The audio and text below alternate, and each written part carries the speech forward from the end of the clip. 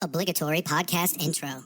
Hi, hello, and welcome. This is Flipping Pages with Matt and Adam. I'm Uncle Matt, and this is Uncle Adam, your favorite uncles. And this show is where we take all 12 letters of the alphabet, we put them in your pocket, we each draw a letter, and then pick a comic that begins with that letter. I don't know his, he does not know mine. Spoilers ahead for both of these. I got Z. Z, yeah. You have fun? Tons of choices, so many. I couldn't pick. There's so many. Right. I mean, I got spoiled one. for choice. Yeah, spoiled. No, there was they're so hard to find one. Yeah. It's so hard. Last time I was at Half Price, I looked at Z. Nothing. There was like four or five, and I think a couple of them were like game breakdowns where they put them in the wrong spot. Wow. Yeah. Not even an actual comment. Even an actual comment. What letter you get? I got N. N, a sideways Z. That's right. We're brothers. So before we get started, I got a conundrum, everyone. We came across another podcast. It was called Two for the Road, Movies with Matt and Adam. And I found this out because Google told me that me, Matt, and Adam here have another show. Mm-hmm. I guess the AI was telling me, hey, if you like Flipping Pages, they also have another show called Two for the Road, Movies with Matt and Adam. And I was like, wait a minute, what is that? Yeah. So I went and looked it up, and yeah, they got a rack of episodes. So we don't know what to do. I've kind of been asking Adam. It seems like he wants to fight him. Yeah. We don't know. Do we get together? Do we do an episode? Do we fight? Maybe it'd be like comic books. We'll fight at the beginning and then realize we work better together. Nice. Then do an episode. Yep. All right. Yeah, we can do that. So, guys, if you hear this, schedule the fight. Yeah, hit us up. Or the episode. We'll just say that. Yeah, just schedule the episode. Sounds better. Yeah. Sounds better. Yeah, hit us up. All right. So I got a comic called Zero Jumper. It is Alterna Comics. Okay. It came out in, I don't know, I think like 2018. Mm-hmm. All done by Patrick Mulholland. Oh, cool. Everything. Art, writing. Said art, writing, and colors, letters. Everything. Mm-hmm. Yeah, that's awesome. All of it. So we begin with some narration. Mm-hmm. This began with a promise I have to break. I know you won't like it, but eat it. It says Jump One. That's what this issue is called. So it opens up on a bunch of fantasy-like creatures. They got big teeth, they're big long forked tongues, they're blue with like gray tattoos on them. Okay. There's a big giant statue. You can obviously tell it's not an advanced civilization. Mm-hmm. Crude tools, they're rocking swords, axes, like stone hammers and stuff, right? There's a thunk on the ground, and it is a robot. It's a circular robot. It's just a little ball that floats. It flies around. Yeah. And it has a little eye on the front, just like a screen. And it changes. So like when it lands, it's got an exclamation point. Oh, nice. And then after the robot lands, out of the sky falls a girl. She's got like a barrier around her. She lands, makes a comment about, at least we didn't break anything. And the giant statue that this whole like grouping of these civilians were standing around ends up falling, basically right almost on her. She gets out of the way. Now, her and the robot is named Io, E-O-I-O. Io. Yeah, I'd go with Io. And her name is Juno. Now, they are like quipping to each other like the whole time. Mm-hmm. But the robot is telling her very useful information. Hey, shields are at 0%. Be careful. You're being approached. And the one of the creatures just walks up to her, grabs her, just starts screaming at her. Right. So she has a robot arm for her right arm. It is like none of it is hers. It's all robot. Whole thing. Yeah, the rest of her body's hers. Says a short hair, young blonde girl. Mm-hmm. Very short hair. Young, I would say 17, 18. So she like does a flip over this guy, electrocutes him with her fucking arm, and runs. The robot mentions, hey, you're like jumping off a cliff. Do you want to jump? Mm-hmm. You want to do it? And she was like, yeah, I'm fucking falling to my death here. So bright light, she says, let's try that again. So bright light, big boom. And then does some more narration. It's saying 0 point energy is very rare. And it should be because it lets people bend space and time. Okay. So she is allowed to basically teleport and time travel. Oh. So that's what she can do. That's what this But it's not, they don't have enough to go back more than like a few minutes. Okay. So they're looking for something to help them do this. Her mission is to, I'll just tell you now, it's to reset Earth. Something happened to Earth. Everyone's dead. She is the last human. Okay. First human to see aliens, last human to survive. Oh, and damn. she is trying to get enough of these crystal cores to power this device that will send her so far back that she can actually fix this. Gotcha. You learn that later. Mm-hmm. I'll just spell it out now and just get to what she's doing. So she's jumping around like a badass. They reset. She falls down to the statue. She's aware of it now. She like does a grapple hook, flips around, lands on another statue, and waits. She pops up. The other version pops up, lands. The statue crashes, gets yelled at by the monster, and then disappears. All right. I don't know if she's coming back. I shouldn't have told you that now because you might be racking your brain about it. But she went back a few minutes, but she still sees herself do the thing from when she originally arrived. Right. But where does that one go? It disappears and turns into her. So the one watching. So it cancels her out. It's the same person. Meaning 2 did it, but end up as 1. That's what you're saying. Yeah. Yes. 2 did it and end up as 1. Yeah. Because there's nowhere for her to go. She doesn't. They just overlap, and now she's going back and does what she did to come spy. Meaning so the second one wouldn't come down and flip into it because it's her and she's already there. She's there chilling. Time travel, it's fun. Super easy to It's understand. fun. That show Misfits, I tried to explain this to Steve and my wife, and they didn't get it because they don't understand time travel. I'm calling y'all out. Y'all don't get it. All right. The robot can essentially find the coordinates and readings of the crystal core that they're looking for. Yeah, I got you. Tells them, hey, it's this way. She starts taking off. The dragon radar. Pretty much. Yeah, exactly. They travel a little while. Now they find this giant clearing in the middle of like a bunch of really big hills, small mountains. And it looks like a monument. There is a glass dome in the middle. Right. It's surrounded by black metal with a bunch of lines coming out of it that is also black metal. And there's like 4 arches over it. Okay. I want to explain that. Yeah. Okay.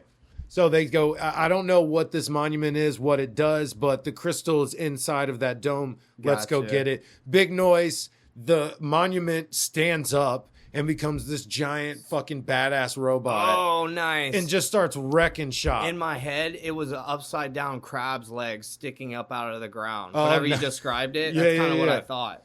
Yeah, it gets up more like a spider. Yeah. It's got 4 legs, though, and a bunch of tentacles or tendrils. And it is pretty sick looking robot. It is cool as hell. They end up scrapping. She tells Io, get on my back. Robot doing its duty is like, hey, you can only fly for like 30 seconds. You shouldn't do it. She's like, fuck, shut up. Do it. Takes off, gets out of reach of this robot. Tells him, let's take everything we got, put it into it. My arm can take it. She goes in to punch it, and the energy is unstable, and it overloads her with energy. So now she's like floating through the air after jumping off, and the robot tells her, hey, you got to release that or you're going to die. And she goes, okay, I know exactly where to do it. And shoots under the robot's dome, shoots like at its neck essentially, and the head falls off. It was pretty sweet. Hell yeah.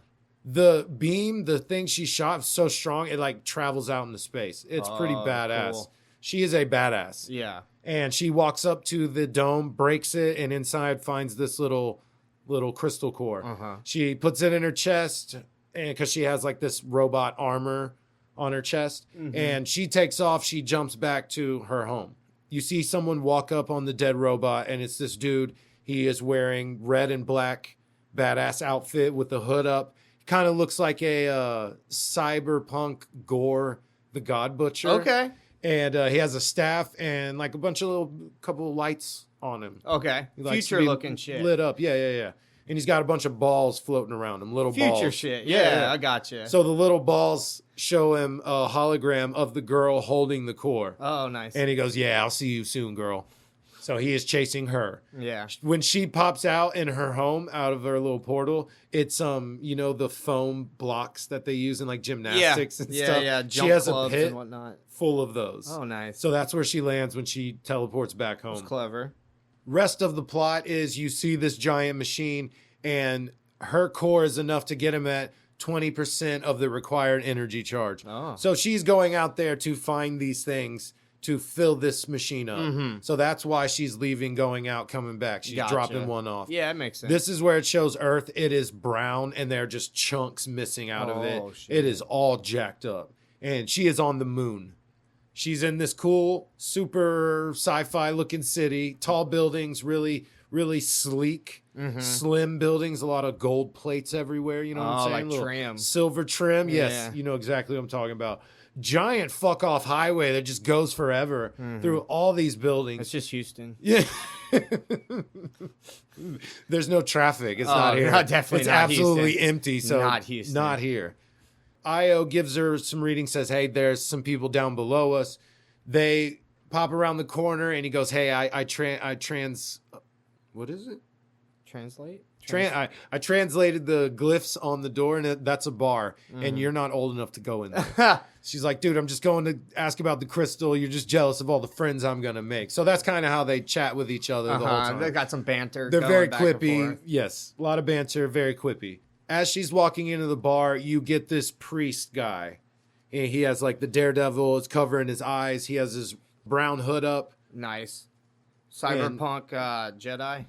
Kind of like monk. Yeah.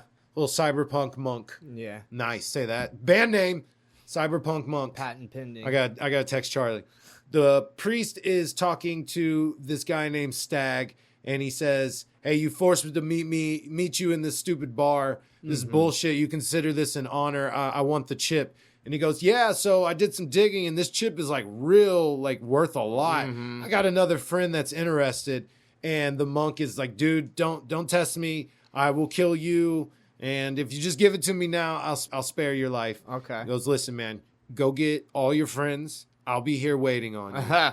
And the monk kind of mad. I'll be back. The Scion will hear about this. So his boss is the Scion. TC. Scion TC. Scion TC. Everybody knows that. Oh, yeah. Everyone knows Frisky Dingo. Yeah. If you don't know Frisky Dingo, you should know Frisky Dingo. Definitely go pause this, go look that up, and come back. I think you'll understand us. You'll thank us later. A little bit more. So, Boss Scion, he'll hear about this, and he stomps off all pouty. Juno walks up, sits right next to this Stag guy, is immediately trying to pickpocket him. The dude hears her, knows, and is just like, hey, give that back. She's like, takes a big breath in, and then just punches him in the face. She stands up. All the other people in the bar end up pointing their space guns at her. Yeah. And Io's on her ear like, hey, what was that noise? They all start shooting. She busts out a shield on her robot arm. Nice. Hey, it sounds loud. What's going on? It's just music. I'll be there soon. She does another flip over them, and she flashbangs them with her arm. So she holds her arm out, and just a bright light comes out of her palm. That's cool. And they're all just, and they're all talking shit. She flips out of there, punches the window, and jumps out. Superhero lands on the ground right next to her bike, and she's like, do you see that shit? You see that landing? Killed it.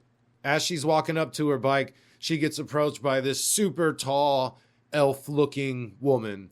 Her name is Alara. And she's like, listen. That's an elf name. Yeah, right? We need to do a trade. You got something I want. That chip is a key code. It unlocks a gate to incredible power. And what you find out is this chip has the key code that unlocks the gate to the crystal. Okay. So that's where she needs to go. And she's like, hey, I shouldn't trust you, but do you want to roll together? And Alara's like, if you could bring me to the gate, we can get in. We'll cross the threshold together. Just That allow me doesn't to. sketchy at all. When this 7-foot elf woman appears out of nowhere, you should trust her. We would, but I would. You shouldn't. Yeah, she's kind of hot. You didn't have to tell me. I mean, she's kind of hot. Here you go. Check her out. You didn't even have to tell me, bro. I was picturing it. Oh, yeah, that's good. Yeah, right? Probably fuck us up. Oh, no. Put it on us. Oh, Are you no. done yet? Oh, no. Oh, no. Stop. I'm smiling. I'm smiling real big. No, I'm smiling. So tells her that there is this dude named Scion TC. He is looking for her. He has access to the same power that she does. Okay. They anticipate like any move ever made against them and have slowly taken over basically half the galaxy or the whole galaxy. Huh. They're big dogs in charge. Right.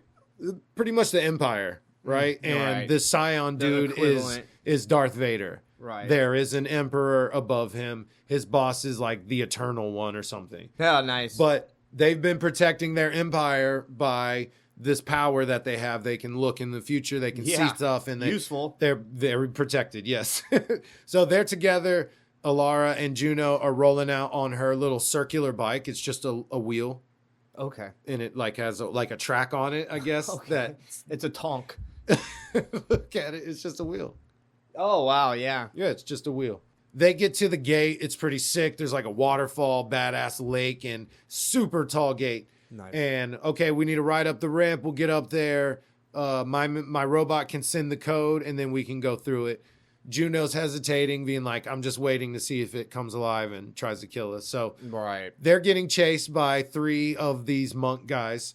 And Alara does some badass shit, jumps off of it, uses her badass lightning sword, destroys one of the ships, is about to kill him, but Juno grabs her and was like, we don't have time for this. The big ship is chasing them.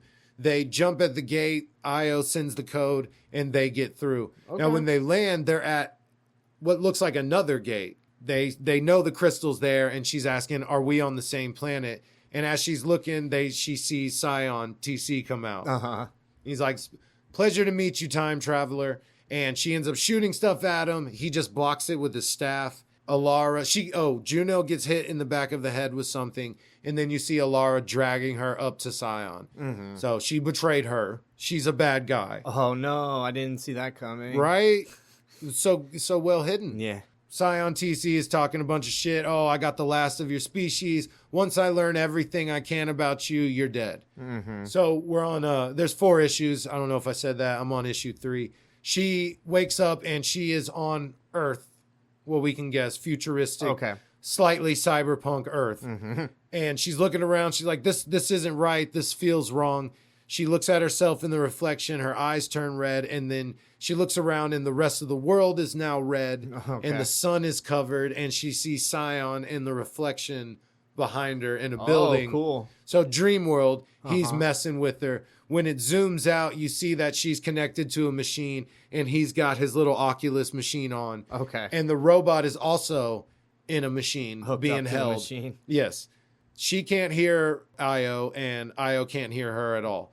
She is getting tortured in this dream. Everywhere she goes, there's just Scions everywhere, just clawing at her, swarming her, covering her. It's pretty crazy.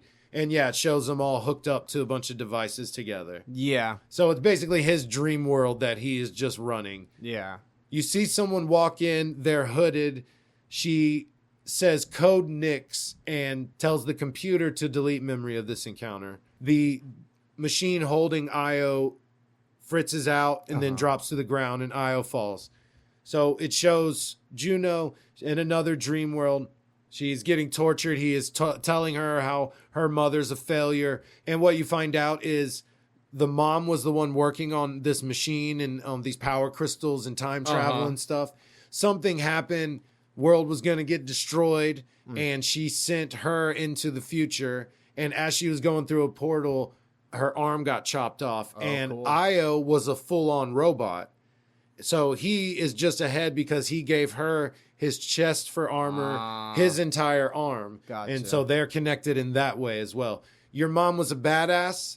She would have been worthy of all of this. You're just a burden. So this is her kind of mental anguish she's dealing with. Okay. Why did I go in the future? How am I supposed to save everyone? Yeah, that's rough. Supposed to doubt herself, and he's kind of getting in there, worming his way in to be like, hey, you're not worth it. You are not going to do good. Everyone's already dead, and you're just going to die trying. Like, Right. just give up, man. Io pops up and says, hey, Juno, I've hacked into this shit. Check it. Only you can see me. I need 60 seconds before I can take control of this shit. So just 60 seconds, I'll be with you. Yeah. Super cool. So he's talking about his red crystal. So his red crystal cancels out anything, any energy from the eternal crystals or the prime crystal, which is like the big one. Mm-hmm. The eternal crystals, I guess, are just all the other ones she's found. Pieces of it. Other chunks of it. Yeah.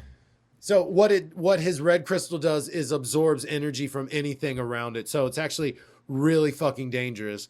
But he's like, it's way more powerful than your shit. I actually just take your energy while you're trying to fight me with your energy. I just take it. Yeah. So, and then I just shoot it right back at you. And Io tells her, now. And she's, yelling at him, you killed my entire planet. You're going to pay for this. So she is fighting him, and he's talking about, hey, this is, you can't, like, physically harm me here at all. Like, you've need me, you punched me to outer space. It's my world. You're not going to do anything here. Nice. She hears Io say now, and she punches in the real world and punches through the machine and right in his chest. Nice. She's able to pop everything off. Alara's there, picks him up, and it's like, oh, you thought you could hide? She's actually good. So, egg on your face, Adam. They double switch. She's a good guy. And then for some reason, they just changed their name, started calling her Nova, but it's Alara. Uh-huh.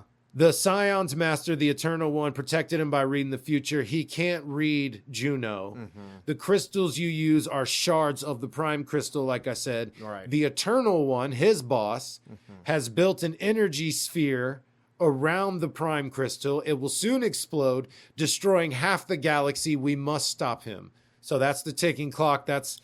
She had no knowledge of this stuff happening before. She was just looking for crystals. Right. Now, suddenly she's popped up at the right time to be like, hey, this thing this guy made is about to destroy everything. We need your help. It's convenient you're here now. So appreciate that.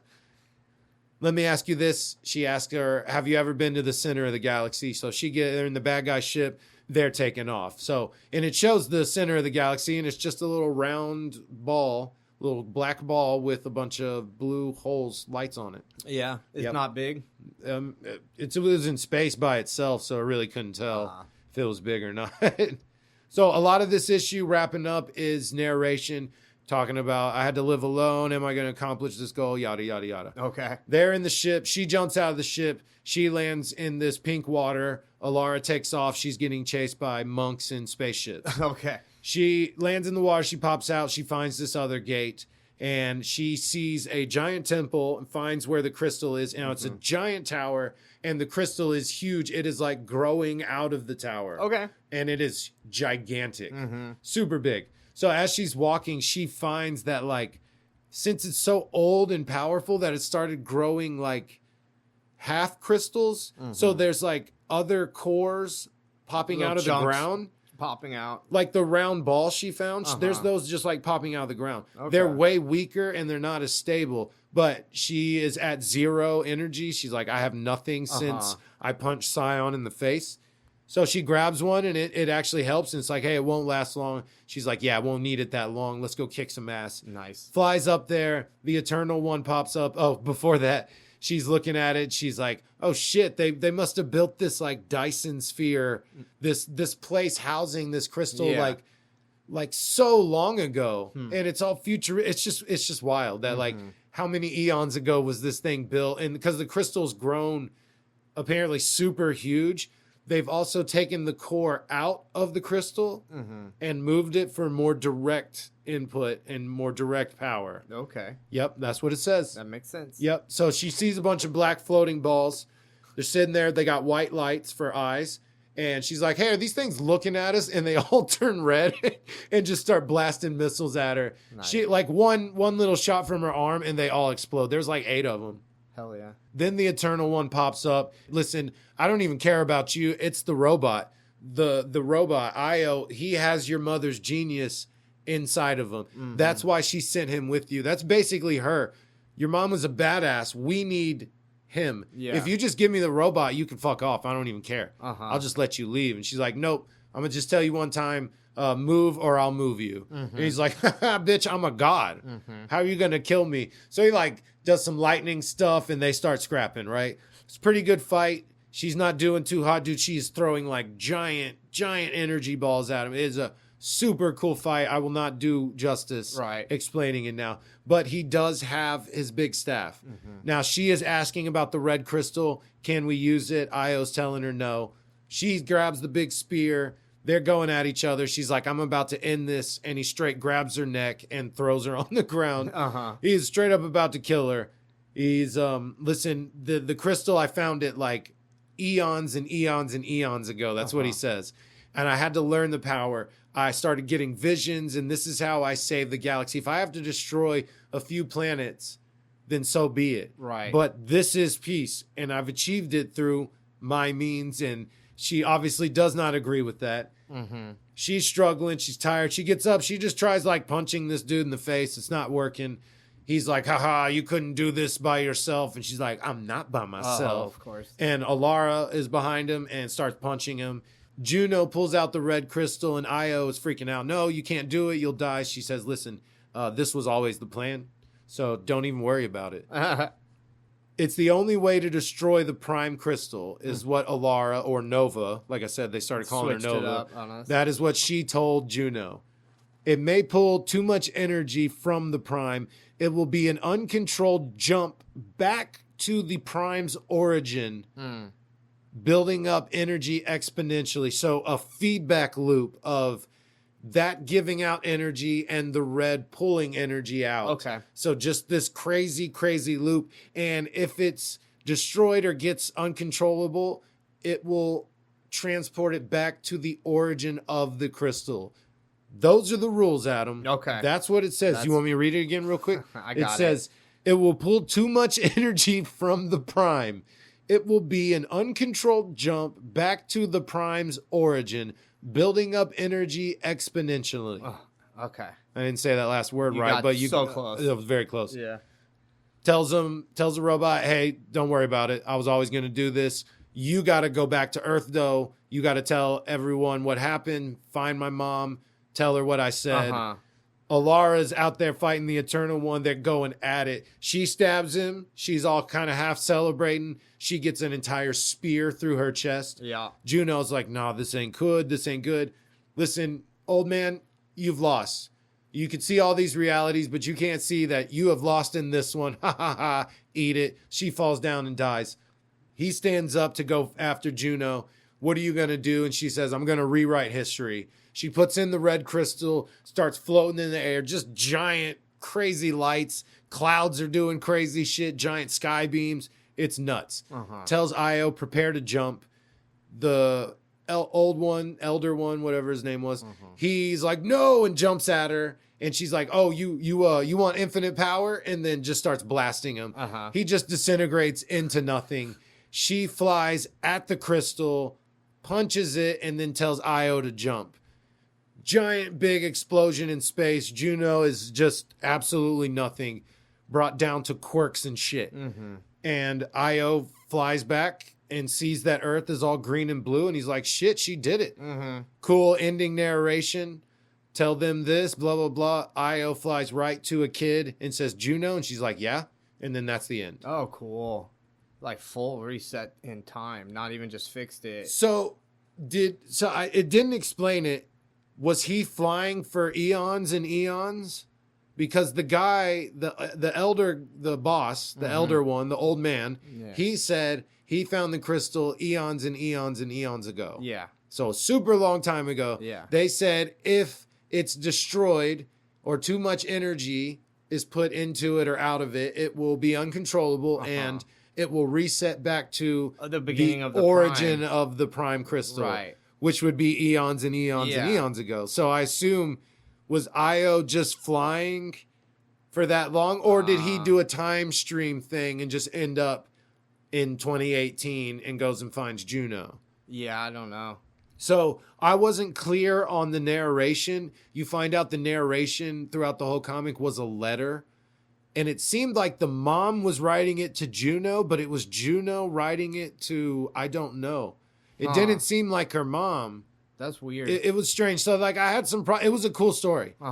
very sci-fi, dude. Not my thing. Yeah. It's totally not my thing. Mm-hmm. And I struggled finding a comic for Z, so I'm like, I gotta read this. Yeah. And it was all right, man. I didn't have a lot of problems with it. The only thing where the little confusions, you go big like this, I respect it. Right. So little things like that don't bother me. Not a big deal. There's a few things where I'm like, wait, what? Mm-hmm. How does that work? Like, we cleared one up. When she comes back, she just turns into herself, and that's knocked out.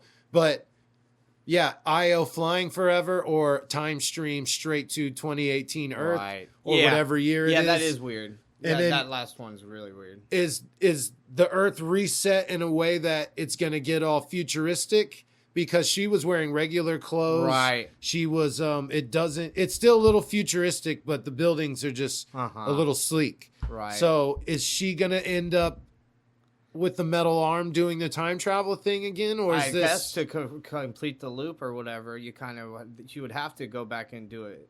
But there's always But now this time period, none of that bad shit happened, so that's a different person. Yeah, she... it's a different person. So maybe this is Juno where she would have been when Io left. So if she's 18 when she left, she's 18 now, meaning gotcha. It's already past all the time she would have done this. Yeah, okay. Right? So like she didn't experience any of those things.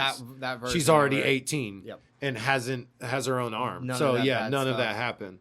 So yeah, I thought it was a cool wrap up. I liked it. It essentially like when it first started, it was like I liked it when it first started because it was fine power cores. Mm-hmm. You need that to run your machine, which never got turned on. Yeah, that's which was never used. She used the red crystal and the prime crystal together to reset just all Earth. So aliens exist. Does their whole world get reset?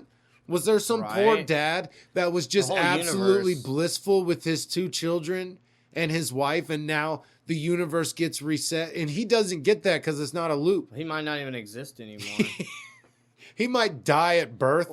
He dies in some weird alien war. Right. Becomes a drug addict. Just a totally different, horrible life than the 2 beautiful kids and wife he had. Yeah, hell yeah. Oh, that's rough. That's wild. She just changed. I mean, whatever. What is after trillions?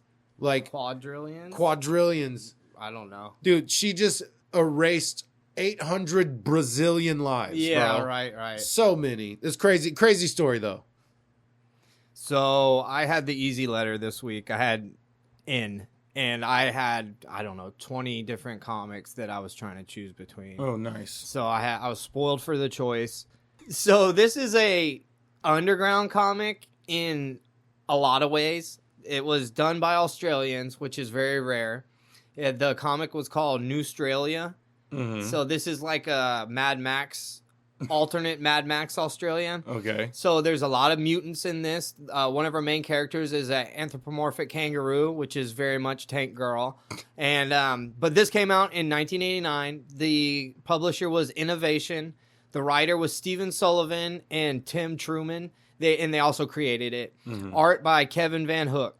It looks awesome. I really like the art. It's very 80s romance novel cover art. Okay. Almost. The very cartoonish ones before they just had pictures of Fabio. Yeah. But like whenever they had the cartoon ones, art, and they had huge... The hair was like a woman's hair. Right. Would be really jealous of like it. Like a No Limit album cover. You don't remember all the Master P and they had white ladies with big puffy hair on them? Like what? No. Yeah, that's why I was like, I don't see how that relates. It was just dudes, all. but like big mansions and cars behind them, and it was just superimposed and looked corny. And... Okay, I get I get it now. All right. So this is Newstralia. It's a supercontinent. So like Newstralia, New Zealand, and some other parts, the seas dried up or something. So they're all connected now. Mm-hmm. There's a lot more desert. Okay, yeah. There's a lot more desert. So it's Australia in the future where there's tons of mutants. We don't know how long it's been since the fire time, I think is what they called it. What is the apocalypse? Oh, where fire time or something. Where we existed, like our Earth, and then then where it diverged. Right. Like this came out in 89, so this is the future of 89, basically. Yeah. Whatever year that they wanted it to be, 1994 or Flying something. Cars by 2000. Yeah, exactly. It is a one story where they just travel from one place to the next trying to finish their original goal. So it's just real simple. We have Bryn Dingo, which is our main character. Bryn Dingo is a normal human. They keep calling him boy, young man, so I think he's like 20 maybe, 21 maybe. And he's got the big 80s hair. It looks really well taken care of it for being the apocalypse future. Okay. And then we have No Knox, which is his robot. There's tons of robots at this time, and before there was more robots. Fire time happened. Now there's still robots, but they're kind of rare.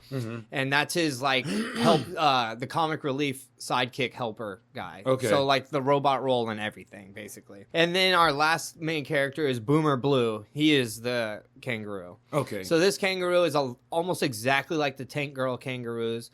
Whereas they're super soldiers bred by the government to operate in the desert or some shit.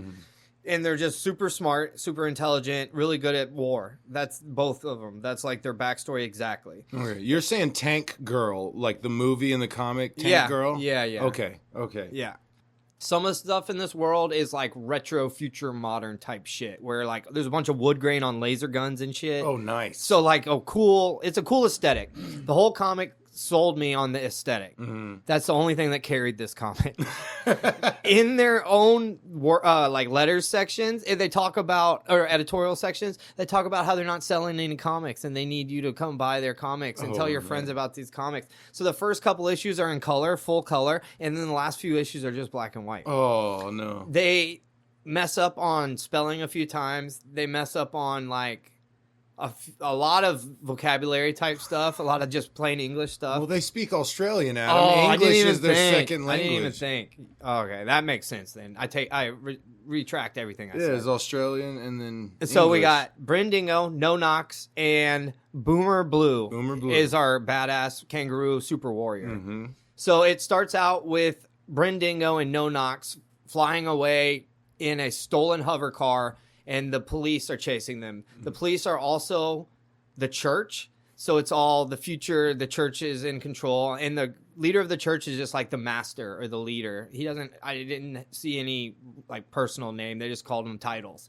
And he's a cool looking like devil man with horns coming out of his head. The leader? Yeah, and Okay. all these people, not all these people, lots of these people are straight up just monsters. Like that's how he looks. He's not wearing an outfit. He does have giant horns. He's like psychic. He's like actually powerful. Okay. So in this Newstralia setting, if you're a mutant, you're usually extra strong or whatever. So it's very, people have gotten affected by whatever the fire time.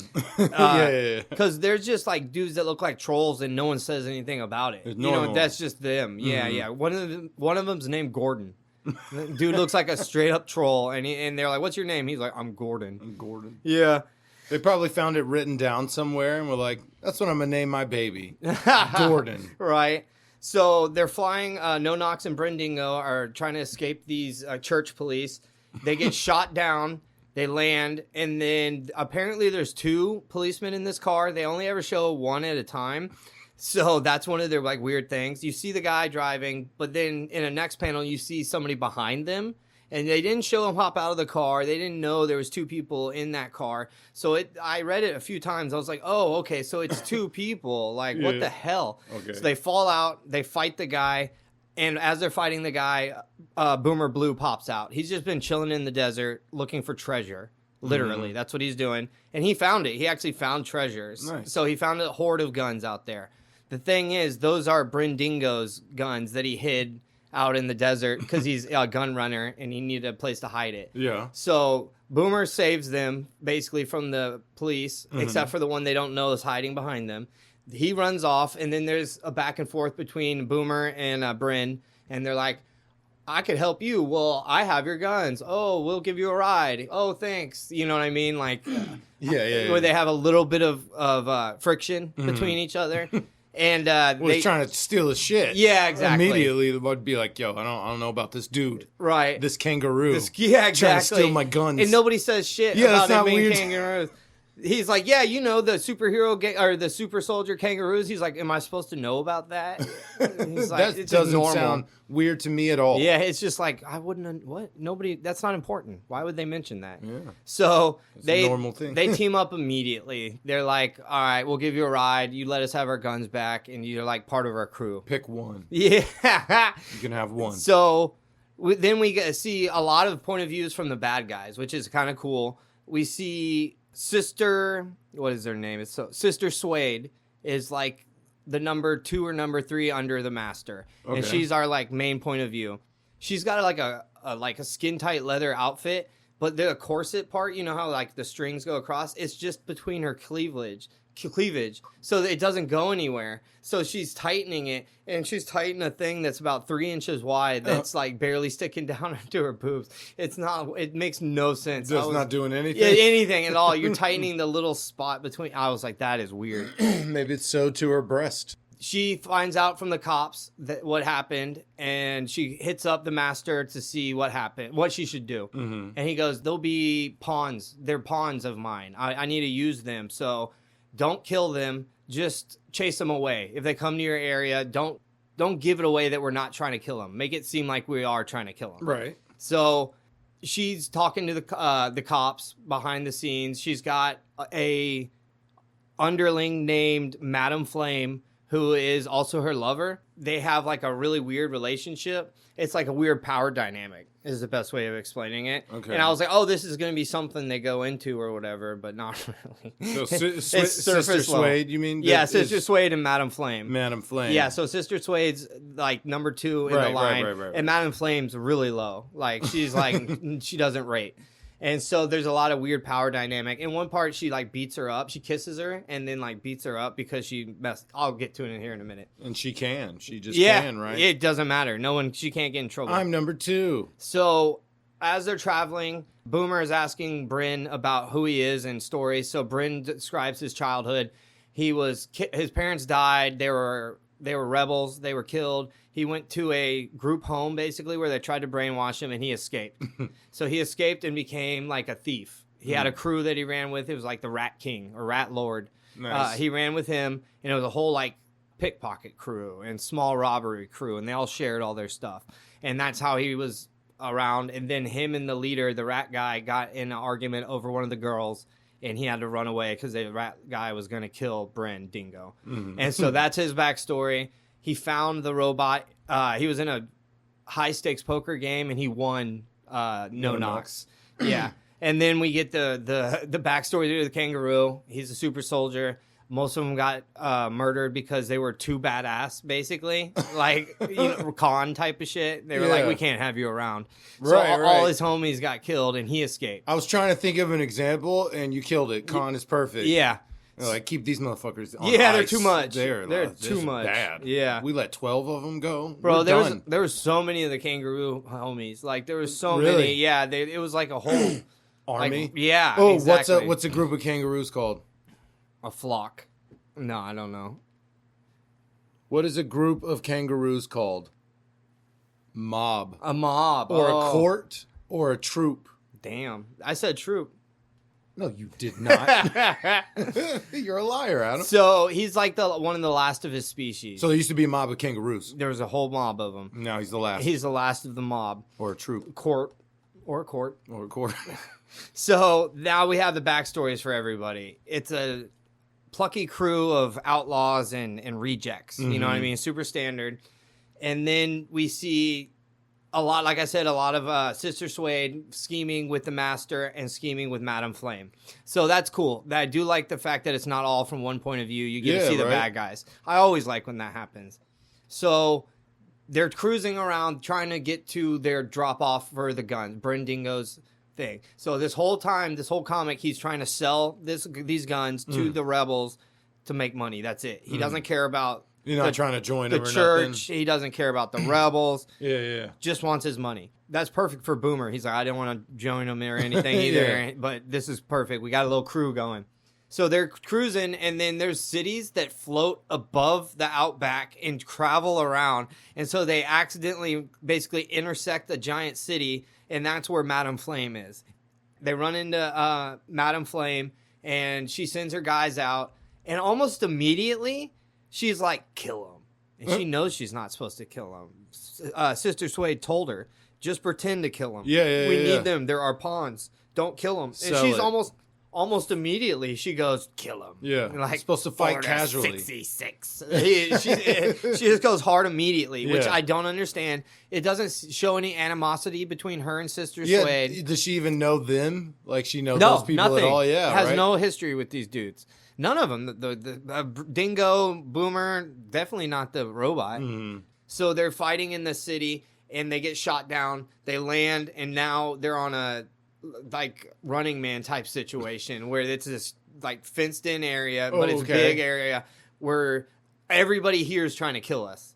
There's not like a regular guy on the street that's not shooting at him. You know what I mean? Like it's a whole church-run city or whatever, so they're all henchmen, basically. Yeah, it's like John Wick or Game of Thrones. Yeah, it's them versus Lord of the Rings. They're just everything you meet's trying to kill you. Yes, you versus everything. Exactly. That's how I explained Lord of the Rings to my niece and nephew, and I was like, just okay, you got to go to the store, you got to buy a soda, but everyone and everything you see on the way there will try to kill you. Yeah, that's Lord of the Rings. Yeah, it's incredible.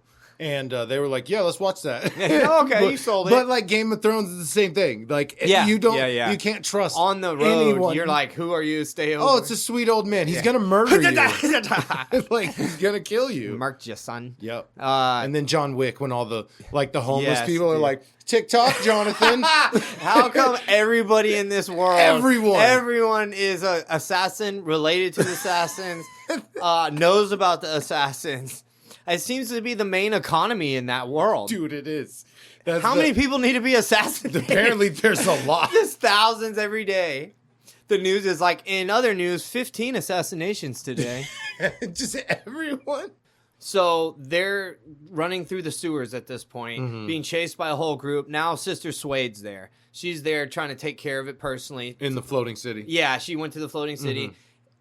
Earlier. She didn't just show up for this. She went to go see Madame Flame to explain to her, don't kill these people. Right. Oh, and then immediately, she's still there. Yeah, and then now immediately she's trying to kill those people, even though Sister Suede's there, like part of the chase. I don't know. It's the last thing I told you, bitch. Yeah, it was. That's the last thing they showed. What the hell? Yeah. So they're down there. Boomer Blue shoots pipe like just a nasty, like not poop pipe, but like chemical pipe on the wall. A bunch of shit flies out, and it's flammable. It catches on fire because they're shooting, and Madame Flame is like walking through the flame, but during that explosion, Sister Suede got hurt. So during this fracas, they were both there, separate ends of the tunnel, basically, and Madame Flame is immune to flame completely, and she can like control it maybe a little bit. She doesn't use it. It's like off camera, off screen type shit, dude. It makes no sense. She walks through the fire. They show that. Yeah, so Madame Flame, the guys get away. So Bryn Dingo and Boomer and Nox, they get away. And in the aftermath, Madame Flame finds Sister Suede injured, picks her up, takes her to the infirmary to be taken care of. And during that ruckus, Boomer and Dingo get back into their ship that crashed earlier. And now they're flying away. They have to do some crazy 90-degree turns through the buildings and stuff, and that's how they lose the guys that are chasing them. Okay. So they get like away, and they're out over the desert, and they crash. So they wake up, and Nox. We wake up, and Nox is about to be thrown into a furnace, and you're like, what? Like, what the hell's going on? They're in a city again. Okay. They crashed in the desert. Now they're in a city. And they don't explain really how they got there. In one of the panels, they go, how did we get there? And they say, I don't know. Literally. He goes, how did we get here? And they go, I don't know. And he looks at the camera and says, if we don't know, you don't know. It's not worth it. They go and save Nox. Or Dingo finds Nox, saves him. As they're running away, the best looking character in the whole friggin' comic book. He's like 3/4 mechanical. And like his torso is human still. His face is completely robot. His arms and legs are completely robot. He looks amazing. Let me see this guy. Okay. I hate that. All of that. It looks like it would itch. You know what I mean? It's metal on skin. Oh yeah, the art. It's so 80s. Dude, it is I in his forgot. hair. Even Yeah. the monster guy's hair looks like an album cover, dude. It does. So that guy pops out of nowhere, and there's a lady with him that reminds Dingo of the chick he got in trouble with, the Rat Lord, in his intro, like biography. And you're like, what? And he says her name's like Shelly or something. Knox is like, no, that's not Shelly. And then they fight my robot guy, and you're like, what the hell's going on? Knox knocks the robot guy over, and he looks like a rat tail guy. So maybe this is the rat guy from before, but now he's a cyborg. Okay. And that person with him's not Shelly, but they look like Shelly. Or They don't explain cyborg it. Shelly? Yeah, they don't even really explain it. Is So, she a cyborg? no, she looks kind of normal. Okay. And so she just like runs away, and they don't. And that's it? That's it. And so they knock. Don't worry about it. Move on. So Move on. like I said, they knock over the rat guy. He falls over, and as he's on top of Knox, from inside rat guy, a voice comes out and goes, "Hey, get me out of here." Dingo's like, "What'd you say, Knox?" And he goes, "I didn't say anything." And then there's a hatch in the back of the robot rat guy, and it's in the part that looks like it was flesh. It just the hatch is metal. So there's just a big square of metal on his back that opens up, and who's inside? Boomer Blue is inside Cyborg Rat King. And they go, Tiny? no, he's huge. Yeah. They portray him as giant. This rat guy. Boomer is Yeah. giant? Yeah, that's what I thought. He's bigger than all of them. He's super soldier kangaroo. He's He's literally fit like the small of my back. 7 inches taller than Dingo. It's Yeah. ridiculous. And he pops out of this tiny little hatch, hops out, and they go, "But I thought you were the enemy." And then Boomer goes, "Things change, kid." And then never talked about again. He's just back with them. Oh, he's part of the crew now? Part of the crew again. And wasn't he with them when they crashed? Yes. So there's like an indeterminate amount of time from when they crashed and woke we up. have in no the idea. city. It could have been a long time. Could have been weeks, and he just somehow shrunk himself. Does he grow big when he pops out? He's full size when he gets out, yeah. Well, when he opens the hatch, only his head is fitting out of the hatch. His body would not. So it's in like a this picture. skin suit. Yeah, but he's wearing it like like he was tiny on the inside. Yeah, dude. right. They save Knox, or they've been running with Knox, like holding him because he was about to get deleted in the furnaces, whatever. He comes to, and they're like, "Oh, good to see you guys." And then now they're out in the desert again. They were in city, and now they're out in the desert. They run into a guy. This is the least important part. If they were padding for time. It's an Aboriginal guy, and he said he'll help them, but he needs their stories.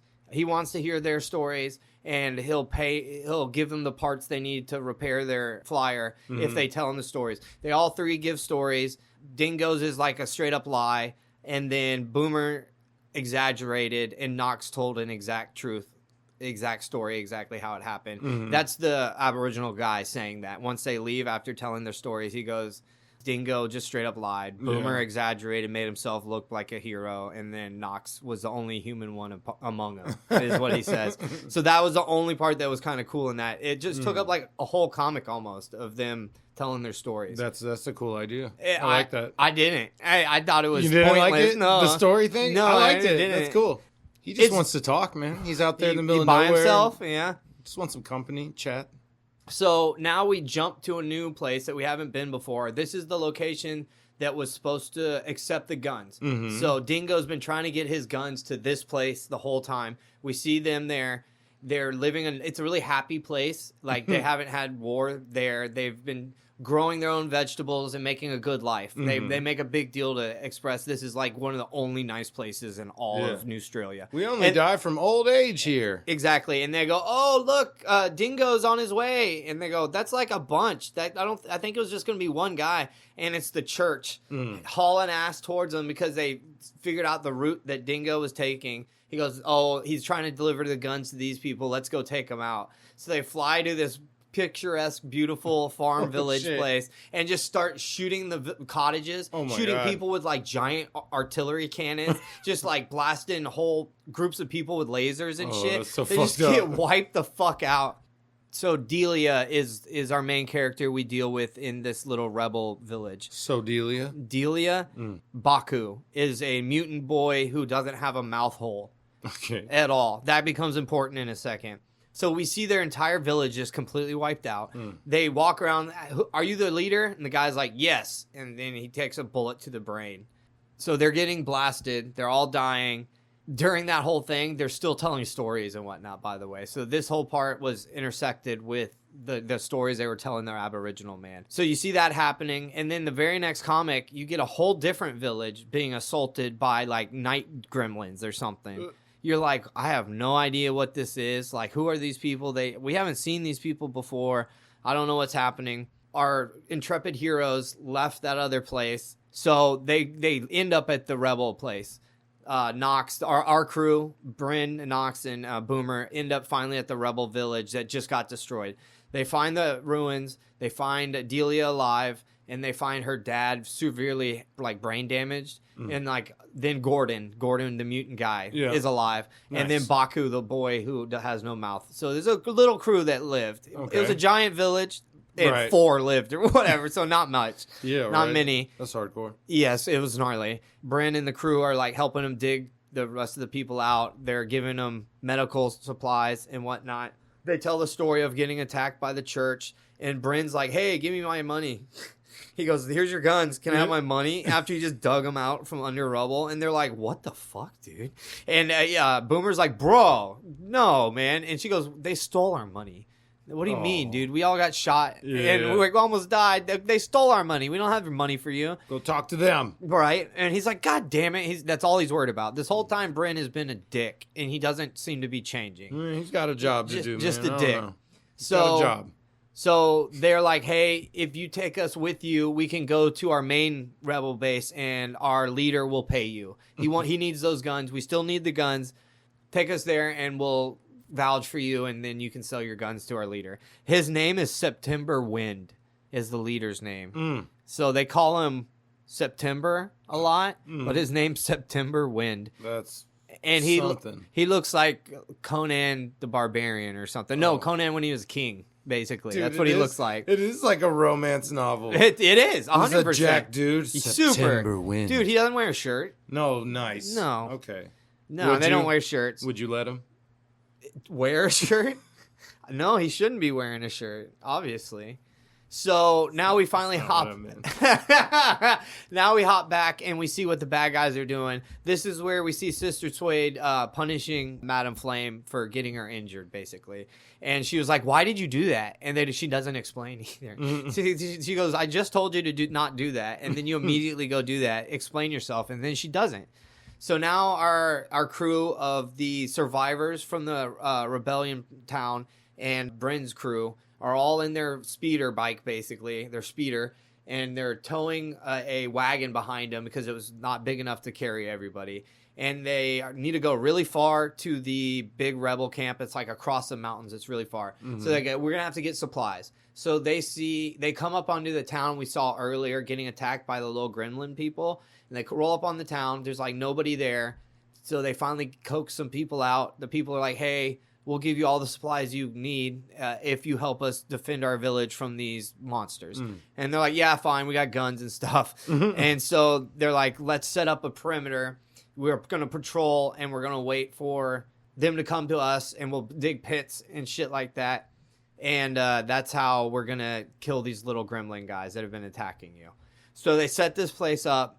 And then they get attacked in the middle of the night while it's raining. They can fly. They're bat people. I didn't say that. I said monsters and gremlins. So now they reveal that they're bat people and they can fly. So they're flying in, and they basically murk them all that are outside the huts, but they can dig too. So they dug up into the old people and children's hut that were hiding and not fighting. They dug up into there and stole them. They grab all the children and the elderly people and took them underground. Oh, damn. So now Bryn and the whole other crew, have to go save them. So they go underground. They run into the throne room of the Bat People, Bat People King, And he talks. They talk. They're like sentient beings, and they murder all of them, all the bat people. Oh, nice. And then there's a bunch of kids in like eggs in a little pit, and they go, "What are we gonna do about it?" He goes, "Hand me the oil." And it's like they burn them. They burn the children alive. The bat people do? Yeah. Oh, no, they burn the children of the bat people. Our crew. Got it. Boomer does it. Boomer Nice. dumps it on there. So they That set shouldn't be that big.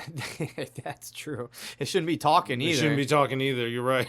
So now they get to the main rebellion place where September lives, and the main part of the rebellion is formed. Swooshes his hair. Yes, he Hi. literally does. He's super charming. I'm September Wind. He's super charming. I'm pretty sure he does say his own name. It's hilarious. I bet he does. And Delia knows him because they're both part of the rebellion or whatever. So Delia has met him before, but none of these other people have met him. And immediately Bryn is taken by this guy. He thinks he's the coolest guy ever. And he idolizes him immediately. They're there for like a day, and throughout that one day, he ends up like smitten. Yes. So September says, "Go freshen up in my quarters. I have a shower or whatever." And they're like, "Whoa, a shower! This dude's rich," because it's terrible. Everywhere's terrible. So they get in there. It's like a double wide or some shit, but it's like really friggin' nice. There's like, it's like so fancy in there. It's all these statues and shit. And he's got like a shower room, and like they're immediately like awestruck because they live in dirt basically. So they're like, "Wow, this dude's got it together." And Bryn's like, "This dude is the man." He was like, "Did you see how many chicks he had?" I was like, literally, he says it out loud. I kind of love this dude. Yeah, and he goes, "Dude, everybody loves him. Like, he's the commander of the rebels. Maybe I could be a rebel." And then what seals it is September goes, a raiding crew party comes back in. September goes, "Bryn, come here. I have something to show you." He goes, "Open that chest." And he opens like a literal treasure chest, and there's just like gold and diamonds and necklaces and shit. And he goes, "That's just but a part of what we got today." And Bryn's like, this is my life. I am devoted to the rebellion. I am going to make so much money, slam so much ass. My life is perfect now. And he's like, "Dude, September, whatever you need, bro." He's like glazing this dude hard. It's like, "Bro, I'm here for you if you ever need to raid." He goes, "We're actually going to raid again tonight." So they had a raid in the morning, and they're raiding again tonight. Nice. So you're efficient. You're like immediately like, is this just a rebellion? It almost seems like these dudes are kind of like the bad guys, maybe. Right. And then you see the crew, the raiding crew. You figure it out real quick. A dude's got the biggest swastika on his face I have ever seen. Oh shit! And then a bunch of them have eye patches and shit, and they're all like mohawked up and like spikes all over them.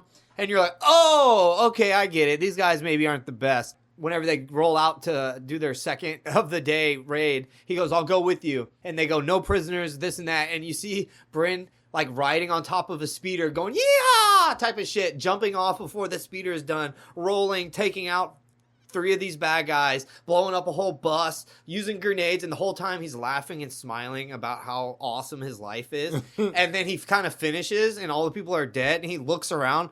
He sees that the bus he blew up was a medical bus full of children, and that all the people on the street were wearing like civilian clothes and like had terrible weapons and looked like they were living a really nice, like, peaceful life, basically. And then he hits his knees, and he starts sobbing out of nowhere. He goes, "No," type of thing. And then it goes, "To be continued, maybe." And I go, no, it said it finished. It said it finished, man. So there's 5 issues of this comic. This is where I went back and started reading the editorials and the That's when they're begging. They beg throughout the whole thing. "Please buy more of our comics. Oh, man. Please." And like I said, the first couple issues are complete color.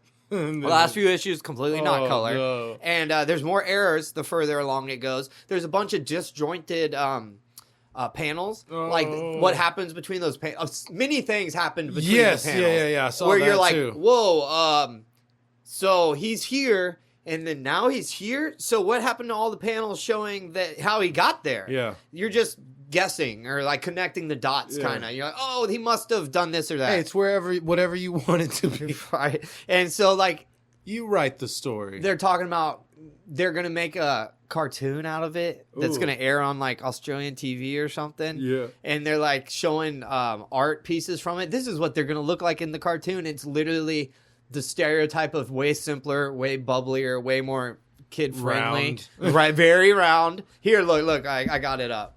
So you kind of saw them, what they look like in the comic. This is what the cartoon would look like. Yeah. That's exactly what I pictured. Round, bubbly. Yeah, it kind of reminds me of Bucky O'Hare. I know we've been Softer. talking about that recently. Hey, any mention of Bucky O'Hare is cool. We sneak it in there. So there's no resolution. Bryn is sad because he killed a bunch of children. I hope he turns around and kills all those Nazis. There, not just one of them has a giant swastika. There's another guy. Like I said, the first guy, he's got it on like his forehead.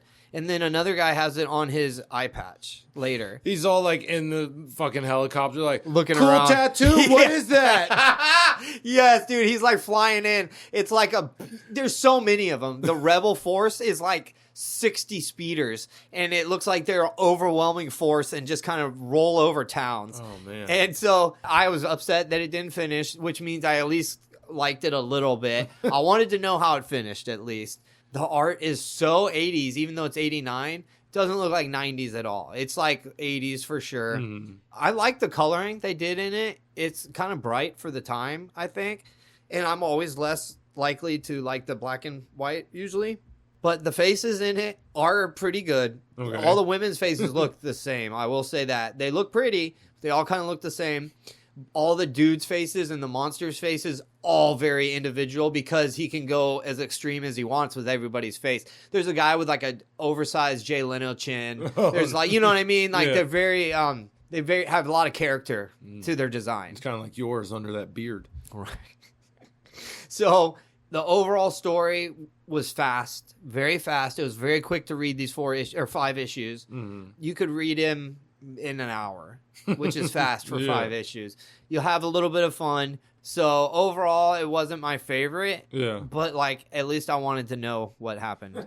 Bing, bang, boom. Boom. This is our segment, Fight on Sight. This is where we take a random character generator and we see who would win between who I get and who he gets. That's right. We're doing cartoon characters, book characters, just some animated characters, I guess you would say. Today I got Lady Tremaine from Cinderella, and you got Rodrick Heffley from Diary of a Wimpy Kid. So this is obviously me, okay? I am an experienced woman. And in my lifetime, I probably had to deal with some stuff because she's from a time where, you know, women were probably not treated well. Yeah, she was rich as fuck, though. Yeah, she was rich. So if this was a meet in the street, you're dead. I'm hiring a fucking champion to take you out. Yeah, you would have to. Oh, so before we get into it, the arena is downtown Houston. We are out having dinner with someone or whatever. No prep time, no prior knowledge of running into this person. Yep. We see each other. It's immediately fight on sight. I guess we would know each other in a sense that, hey, if you see Rodrick Heffley, you stop him. It's a green light. And you're like, if you see Lady Tremaine, you put that old bitch down. Yeah. Break her hip. All right. So my power / skills is aristocratic knowledge. Ooh. High intelligence, cunning, intimidation, wealth, manipulation. Now, if I had my fairy godmother's magic wand, I got chronokinesis, mind control, teleportation, and transmutation. It's over. Yeah, if that. But happened. I don't. It was I looked it up. It's a plot point of a direct-to-video Cinderella 3, which the ending is her like losing it and giving back to the godmother. So our rules say if you would normally have it on you, then you would have it in our fight. But this isn't something she started the movie with. No. If she already have it, I would say, yeah, it's mine. I would agree. You know, even if I lost 100% it, agree. Started with it. So, but no, she doesn't have it, which means I'm just a 50, 60-year-old woman trying to fight a 16-year-old like boy. A big beehive haircut and shit. I do got a cane. True. That you need to walk because you're frail. I'm 50. We're almost 50, you were just talking about how rough it was back in the day. Rough. Like, she probably used that cane to fight off a lot of muggers. She needs the cane because of a lot of muggers beat her up and broke her hip already. So she used that cane. Problems. I don't know. So I went ahead, run across a bunch of cars, jump through the air, hip check you. You're going to fall on the ground, break hip, and then try to push your alert button, medical alert. I've fallen in and I can't get up. Nah, you're going to jump off the car, straight my cane into your chest. And now you're on the ground doing that thing. And then I'm just wailing on you with my cane. Barely even broke a sweat. Yeah. High heel never left the floor, the ground. Yeah. No, this is, there are 16-year-olds. I've seen videos. They're in a fight and they hit them with one of these. Yeah. One of these curled up. Yeah, well, if you've never been in a fight, that's what's going to happen. Has Rodrick ever been in a fight? I think he's a bully, right? Yes, it does so mention no, that means no. He's never been in a fight. Yeah. Because if he ever been in a fight... Crimes, assault and battery. He's beating people up. He's exactly tracking down nerds and beating them up. Yeah. So no, you've probably never been in a fight. You'd probably run away, bro. You'd probably see this old woman rearing her cane up, and you'd be like, oh, shit. Yeah. You don't know how to fight. You don't know how to punch. I might know how to fight and punch. Dude, my rich dad might have put me in some training. Dude, you're reaching so hard. Yeah, I want to fucking win, Adam. Of course I'm reaching. You're an old lady. I'm a healthy young man who's probably really mean because he bullies his brother and bullies people. He sees that old lady across and he just has to break her hip. He just I mean, if you run full speed, I don't know if she's dodging, bro. No. I mean, I'll give it to her. 50 or 60. You remember the Bowflex grandma? True. She would probably wreck shop on that. Yeah. No, she wouldn't. She wouldn't. Like, it's just not. He's too fast. Yeah. He's too strong. Some of my power skills are speed and agility. Yeah, exactly. And quick reflexes, strength. So, like, I really am. Like, just... You're almost a grown man. Yeah, basically. You're going to beat her. She's an old woman. Yeah. Even 50, 60, yeah, she's older. It would be a funny-looking fight. That's for sure. So percentages, I think I got a maybe 90 to 10%. You get the 10? Yeah, of course. Yeah. Like there's some days. Like I said, my little cane trick, I'm not giant. Work. I'm not super strength. So I'm not blowing you out of the water instantly anyways. I have to actually beat you up. Yeah, you would. You have to sit there on the side of a Houston street pummeling an old woman. Yeah, exactly. Trust me, I'm supposed to do this. Don't worry. I'm supposed to be here.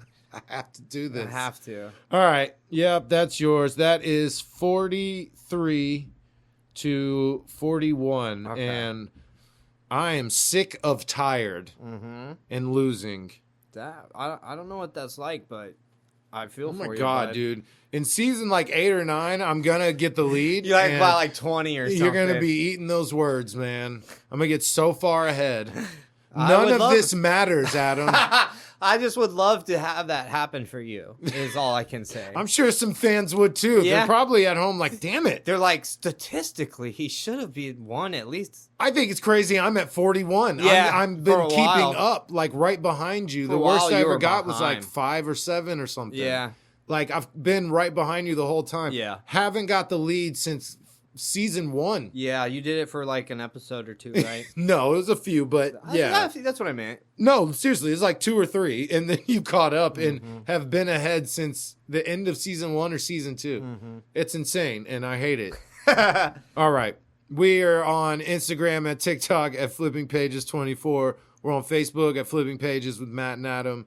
New episodes release every Thursday on all platforms and YouTube. New episodes of The Dollar Bin release every Monday on all platforms and YouTube. Best way to support us, rate, review, follow on your platform of choice. Follow, like, subscribe, comment on the YouTube and the socials. If you've done that, we appreciate it. If you're just listening, we also appreciate that too. We did an Irish goodbye recently during the holidays and didn't release for a while, and we saw our numbers still going up. So that was awesome. Thank you, everyone. Yeah. Seriously.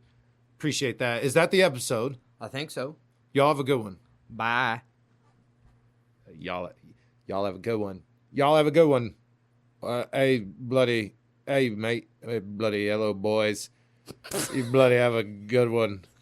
You bloody have a good one. Hey, boys. Yellow boys. Listen. Hey, boys. Hey, bloody boys. Y'all have a good one. That's the Mighty Boosh. Hey, bloody boys. Hey, boys. That's New Zealand. I'm getting all English and weird with it. New Zealand. Maleficent. That's South African.